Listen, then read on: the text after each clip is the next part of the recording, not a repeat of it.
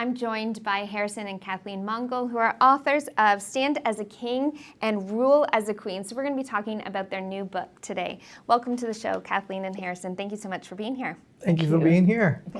So this book has quite a unique title, and it's on the concept of ruling together. So can you tell us a little bit about how this book came about and why that concept? I think initially the book came about because, number one, I think all these years of marriage, been married for 35 years, and learning that relationship is not about culture or traditions of how you were raised where men want to be dominant. I think it stemmed from the fact that God has called both men and women to rule in different ways, but to work and rule and have dominion. And we have our own personal stories as well. Yeah, so for me personally, I was always a follower earlier on in our relationship. I'm more of an introvert. I would just follow along, and some of it was cultural, how I was raised. And, you know, my husband said, let's go in the mission field, let's go to Croatia during the war. And I'm like, okay. I was happily doing that. I was happy doing that. And I don't want to say I was unhappy at that moment. I enjoyed that. But I one time realized, I was talking to my husband, and I said, you know, people don't really know my name. They call me Harrison's wife. And we had a conversation about it. And we started talking about our roles. And this is kind of how, evolved around this book, that he started introducing me a little bit more in our speaking engagements, had me come up. I was hesitant at first, but he was preparing the platform for us to be doing more together and recognizing us together as a team, not just one person. Right, I love that. It's such an important message for marriages, especially younger marriages as well, right? Yeah, starting off the foundation with that. And so you've written other books on marriage, you've done a lot of teachings on marriage. How is this sort of slightly different than maybe some marriage books people may be familiar with? Well, I know most of the books you come across, it talks about the problems in marriage, or it may talk about what are some of the love languages in marriage, or what are the lacking in marriage. And people identify maybe all the hiccups in marriage, the pain points in marriage. But this book, why it's unique and why it's a bestseller right now is because its target on the foundation for marriage is that two people God put together shall become one. And that oneness means that there's a power that generates for two people coming together, working together. A huge part of what you talk about is this mutual empowerment, shared responsibility. That's a part of that complementary. And so what does that look like practically in a marriage? Well, I found that in our relationship and growing in the 35 years, that there are sometimes we have to take on different roles, and it might not always be comfortable. I've talked to people where they're just comfortable where they're at. This is who I am, and this is what I do in our relationship. But there are times we can't change what happens to us in our relationship. Maybe somebody's going to have to be the breadwinner for a while. Or like for me, an example, I had to step into the role of accounting, and I dislike that. We have to learn how to grow in them. There might be changes.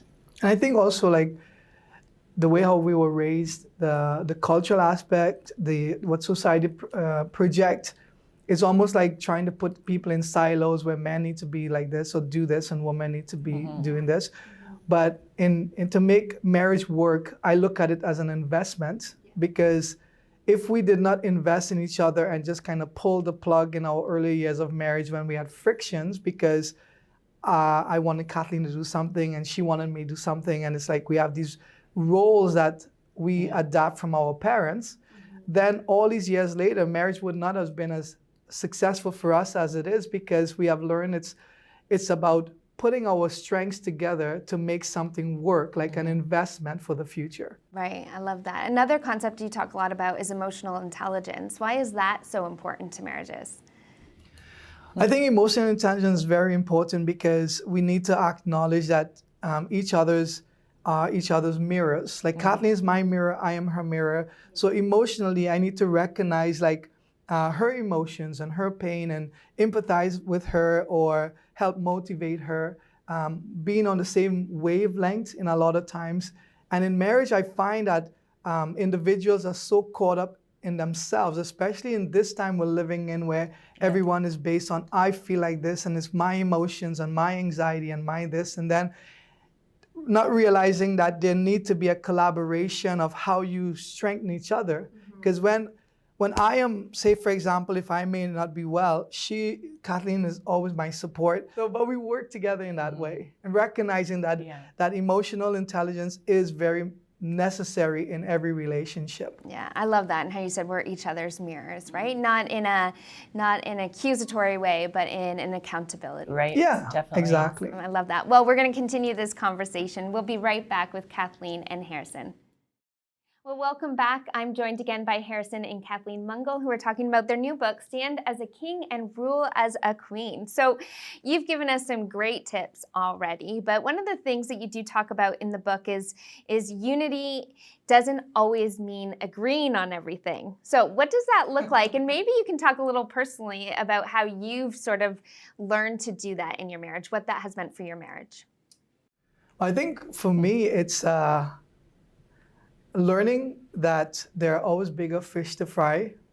And if you're investing in your marriage, why would you want to destroy it because of little nitty-gritty things? Yeah. Sometimes, like we teach about biting your tongue and walking away, or we have a concept on one of my other book called Three Tips to Conflict Resolution is we schedule a 30-minute Thursday where if we step on each other's toes during the week, we cannot address it.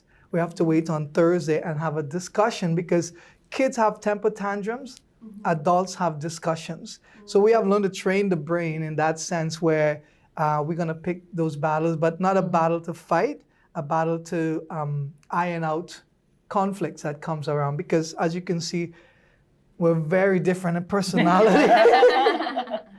And I think a key for me also is asking the question, is this really important? Like this difference that we have in our conversation or discussion, is this going to change our whole relationship, or is this just something small? That asking that question often helps. And also, when you're having a disagreement that's just really kind of silly, to make a joke out of it or just change it. Yeah. What do you call that? That's some kind of psychological term. What do you mean psychological term? You do the opposite of what your mind wants you to do, because the brain is conditioned to address problems. Okay. But then when you address problems in an impulsive way, you don't process information. So you say things you regret, especially if you're under stress or you're having a difficult day. So we have learned that the moment the temperature gauge is going up, we either kiss each other and say, hey, let's grab a coffee or do something, and then don't give the brain permission to have conflict, because love needs to dominate a relationship. And if you love someone, you cannot allow all these little nitty-gritty things to come in and then kind of like, I love you, but there's no but. It's like, no, we're going to go to the same bed. Let's put the conflict to be less important and love to be more important. Yeah. I love that. And I mean, really, that is a concept for all relationships, right? It's those little foxes that can build up over time. So maybe there's a couple watching today who've lost their sort of that vision together, or even that sort of team dynamic in their marriage. What would you say to them?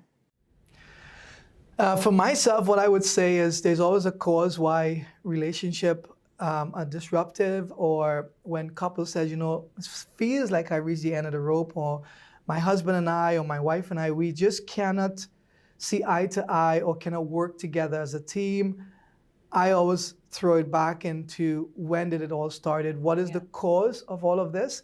Because unless you deal with the cause, you're just putting a bandage on the problem, and you'll never be able to have a successful relationship. Yeah, I love that, because you can't really have a shared vision when you're running in different directions anyway. Yeah. And so can you maybe share a story of impact that the book has had, or just even in your teachings with this message, any story that's come, any marriage that's been impacted by it? One that really stood out for me was this couple who were married, and it was a very abusive relationship.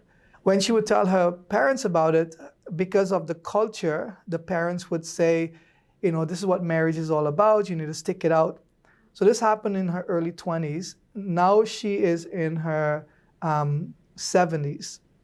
And this book came out, and was reading this book about stand as a king and rule as a queen, and how God has called men and women to have dominion together. So this is a Christian family, right?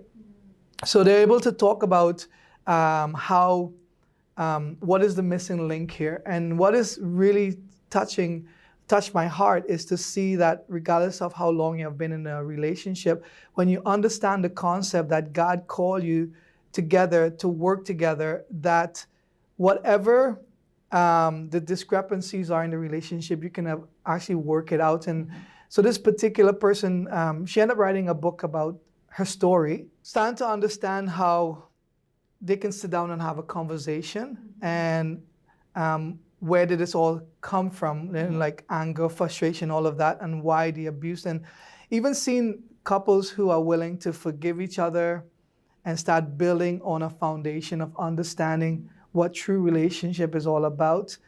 We have tons of stories. I know there are some that made comments and how it has impacted their lives as well. Like, yeah, well, a lot of times it's the stories that we put in, or the relating back to our own relationship, I think helps people a lot to make it more personal. That, hey, if you went through that, or if you've been through that and it's helped you, then it can help me as well. Or I've always felt, put down in my relationship, but I have leadership ability. How can you can make that work together in your relationship. It doesn't have to be that way. Well, thank you so much for sharing with us today. I think even the story that you just shared, right? It shows us that there's hope, that it's never too late. Right. it's never to too work late. on your That's marriage right. as well. It's never too late. Thank you so much for sharing what you have walked through. 35 years of marriage, I understand. And so thanks for being here today. It's all a pleasure. Thank you.